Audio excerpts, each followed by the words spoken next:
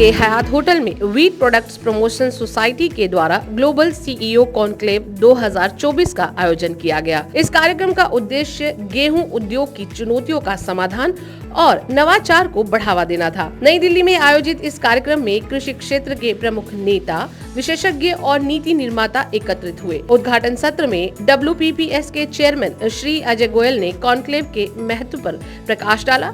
उन्होंने कहा, यह कॉन्क्लेव एक अद्वितीय मंच है जहां उद्योग के नेता, विशेषज्ञ और नीति निर्माता मिलकर गेहूं उद्योग की तकनीकी और रणनीतिक प्रगति पर चर्चा करते हैं।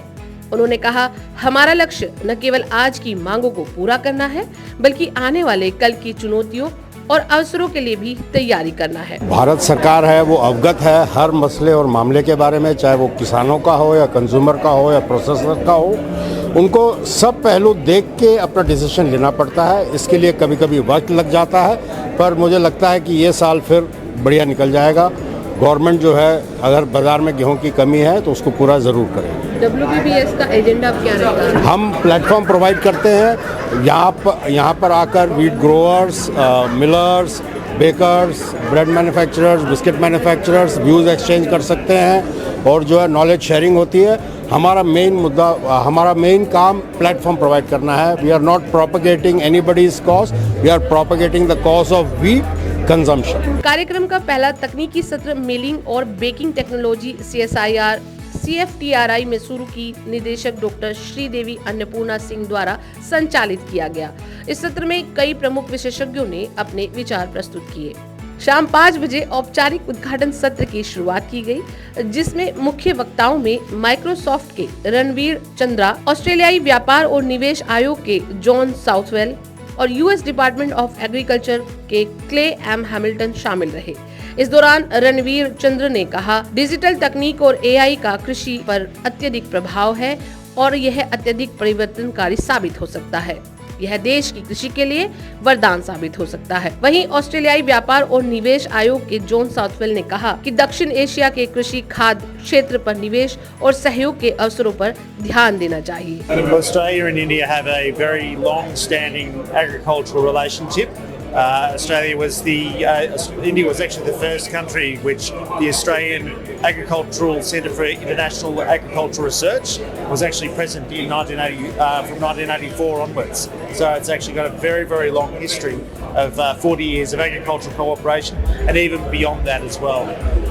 We provide ag tech solutions to India, both in terms of looking after wheat storage as well as growing practices, and Australia and India actually agreed to the formulation of a grains partnership as part of the comprehensive strategic partnership between Australia and India, which was agreed in 2020. साथ ही US department of agriculture के clay M Hamilton ने खाद्य सुरक्षा को बढ़ाने के लिए US Bharat कृषि सहयोग के महत्व पर जोर दिया। We have a very good relationship with India, probably the best we've had in decades.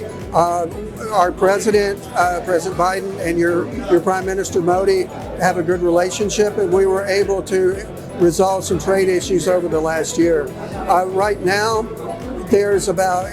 India exports about $5 billion worth of products to the US, and we export about $2.5 billion. And I think both sides would like to see that grow. What we look at is what we call win-win agriculture.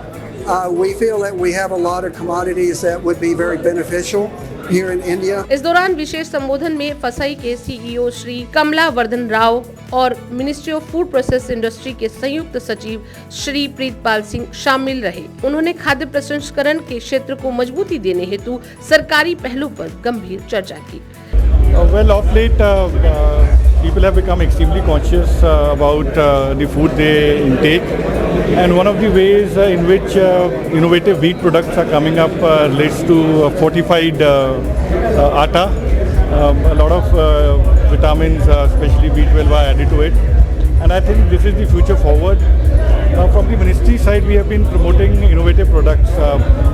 Under the PLI scheme, we had a sub-scheme for innovative and organic products, and under this scheme, those who were registered as innovative products with APIDA, they were eligible for incentives. देखिए, farmer के साथ तो हमारा जुड़ाव विगत 30-35 साल से है, क्योंकि हमारा इनिशिएटिव है ई चौपाल, सो जिसके तहत हम लोग फार्मर के गांव में जाते हैं, उनके साथ 80-90 के दशक में हमने वाइड एरिया नेटवर्क सैटेलाइट्स लगा के उनसे काम किया, और आज भी हम लोग ई चौपाल पार्ट 3 में काम कर रहे हैं, जिसका नाम हम लोग ने दिया है ITC मार्स, जो कि आज के मोबाइल डिजिटल इरा में उनके लिए बहुत ही फ़ायदेमंद है।